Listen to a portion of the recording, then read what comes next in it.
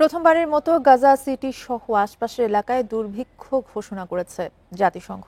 এসব অঞ্চলে ক্ষুধার ধাপ ৫-এ উন্নীত করেছে integrated food security phase classification IPC.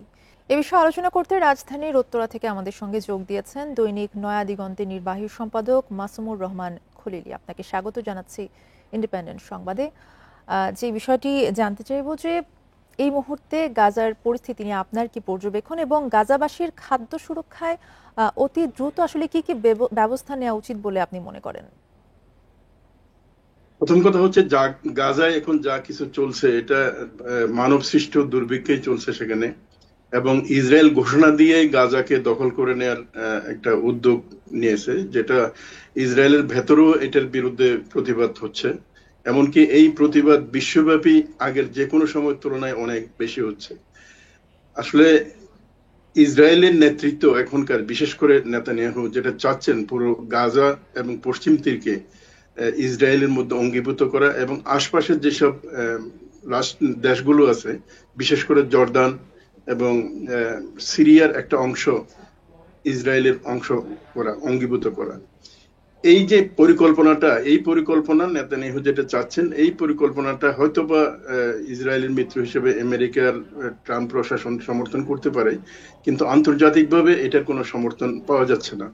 আর দ্বিতীয় যে দিকটা হচ্ছে সেটা হচ্ছে গাজাকে যদি পুরোপুরি দখল করা হয়, তার মানে হচ্ছে গাজার এমনিতে দুর্ভিক্ষ পীড়িত, যেখানে প্রায় ৬৫,০০০-এর কাছাকাছি মানুষ মারা গেছে।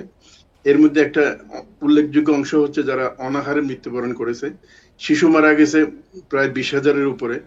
এই যে পরিস্থিতি, এই পরিস্থিতি কোনোভাবেই আন্তর্জাতিক বিশ্ব চলতে দিতে পারে না। তো স্বাভাবিকভাবেই এটাই সবাই প্রত্যাশা করবে, সেটা হচ্ছে এই অবস্থার জন্য আন্তর্জাতিক একটা সমর্থনের উদ্যোগ কথা গ্রহণ যেহেতু করা। বলছিলেন যে বিশ্ব নেতারা আসলে কেন কোনো কার্যকর পদক্ষেপ নিচ্ছে না? হ্যাঁ, বিশ্ব নেতারা এই ঘটনার নিন্দা করছেন, কিন্তু আসলে যেটা পদক্ষেপ নেয় সেটা হচ্ছে না। উল্টো বরং ইসরায়েলকে সমরাস্ত্র সরবরাহ করা কেউ বন্ধ করে নাই। এমনি বলা হচ্ছে ২ মাসের মধ্যেই ফিলিস্তিনকে স্বীকৃতি দেবে, কিন্তু এখন যে পরিস্থিতি আছে তাদের ২ মাসের পর্যন্ত গাজা টিকবে কিনা, বা ওখানকার জনসাধারণ তাদের জীবন বাঁচাতে পারবে কিনা, এটার কোনো নিশ্চয়তা নাই। কারণ প্রতিদিনেই গাজার নতুন নতুন এলাকা দখল করা হচ্ছে। এমনকি সর্বশেষ গাজা সিটির যে অংশটুক ছিল, সে অংশ ও সরাসরি কর্তৃত্বে নেওয়ার জন্য অভিযান শুরু করেছে ইসরায়েল। যেমনটি বলছিলেন যে প্রতিদিনই মৃত্যুর সংখ্যা বাড়ছে গাজায়, এমনকি ত্রাণ সামগ্রী নিতে যাওয়া লোকজনকেও কিন্তু হত্যা করা হচ্ছে। এই পরিস্থিতি থেকে আসলে মুক্তির কি উপায় থাকতে পারে? মুক্তির একটাই উপায় আছে, সেটা হচ্ছে প্রথম কথা আরব, বিশ্ব এবং ওআইসি কে কার্যকর উদ্যোগ নিতে হবে। বলতে হবে যে গাজার এই অবরুদ্ধ অবস্থা যদি প্রত্যাহার করা না হয়, তাহলে ইসরায়েলের সাথে সব ধরনের কোঅপারেশন বন্ধ করতে হবে।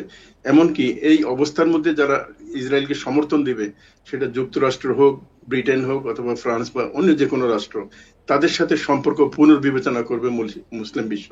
এ ধরনের একটা যদি কঠিন স্টেপ নেয়, কঠিন একটা পদক্ষেপ যদি নেয়, তাহলে হয়তো এটাকে ঠেকানো সম্ভব, ওখানকার মানবিক বিপর্যয়কে। যেমনটি আমরা প্রতিবেদনেও দেখছিলাম যে গাজায় দুর্ভিক্ষ ঘোষণা করেছে জাতিসংঘ। এই দুর্ভিক্ষ ঘোষণায় আসলে গাজাবাসীর জীবনে কি প্রভাব পড়বে বলে মনে করেন? এটার একটা প্রভাব আছে। আসলে জাতিসংঘ তো এখন অনেকটা অসহায় হয়ে গেছে, কারণ যে কোনো সিদ্ধান্ত জাতিসংঘের বাস্তবায়ন করে নিরাপত্তা পরিষদ। এখন নিরাপত্তা পরিষদ তো কোনো কার্যকর উদ্যোগ নিচ্ছে না। ফলে জাতিসংঘ যেসব কথাবার্তাগুলি বলছে, এগুলো বিশ্ব জনমতের হয়তো একটা প্রতিফলন ঘটছে, কিন্তু কার্যক্ষেত্রে কোনো কিছু দেখা যাচ্ছে না। এমনকি জাতিসংঘের বহু সংখ্যক কর্মীকে কিন্তু হত্যা করা হয়েছে, কিন্তু এটার বিপরীতে কোনো কিছু করা যায়নি। এমনকি এই যে আন্তর্জাতিক আদালত যুদ্ধাপরাধী হিসেবে ইসরায়েলের বিচার করার যে উদ্যোগ আয়োজনটা নিয়েছিল, সেটা কিন্তু অগ্রসর হতে পারে না নিরাপত্তা পরিষদ এতে কোনো সমর্থন না দেওয়ার কারণে। আসলে বিশ্বের পরাশক্তি যেগুলো আছে, এর মধ্যে কয়েকটা শক্তি, রাশিয়া, চায়না, হয়তো গাজাকে সমর্থন করে, কিন্তু এটাকে একটা কার্যকর উদ্যোগে পরিণত করার জন্য খুব সিরিয়াস কোনো বিষয় কিন্তু দেখা যাচ্ছে না। এমনকি ফ্রান্স বলছে ফিলিস্তিনকে স্বীকৃতি দেবে, কিন্তু কার্যক্ষেত্রে তাদের কোনো উদ্যোগ আমরা দেখতে পাচ্ছি না। জি, আপনাকে অনেক ধন্যবাদ আমাদের সাথে যুক্ত হবার জন্য।